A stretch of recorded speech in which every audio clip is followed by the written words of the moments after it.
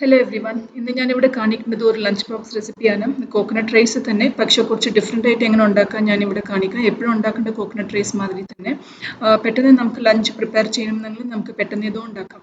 ആദ്യം മിക്സി ബൗളിൽ മുളകും പിന്നെ ഉള്ളി, ചെറിയ ഉള്ളി, പിന്നെ പൂണ്ടും ജീരകം, പിന്നെ ഹാഫ് കപ്പ് തേങ്ങയും, പിന്നെ കുറച്ച് കറി ലീഫും ഇട്ടിട്ട് കുറച്ച് നന്നായിട്ട് അതൊന്ന് കുറച്ച് വെള്ളം ഇട്ടിട്ട് കുറച്ചിങ്ങനെ കുറേ ആയിട്ട് ഇങ്ങനെ അരച്ചെടുക്കുക.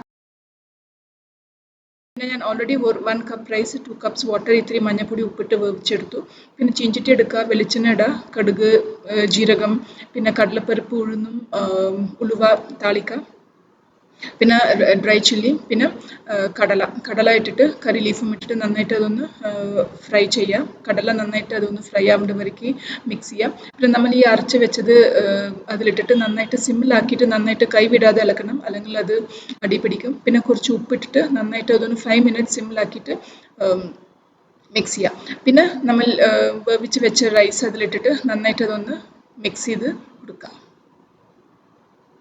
സിമ്മിലാക്കിയിട്ട് ചെയ്യണം, അല്ലെങ്കിൽ അത് അടി പിടിക്കും. പിന്നെ അവസാനം കൊത്തമല്ലി നിറയെ ഇടുക.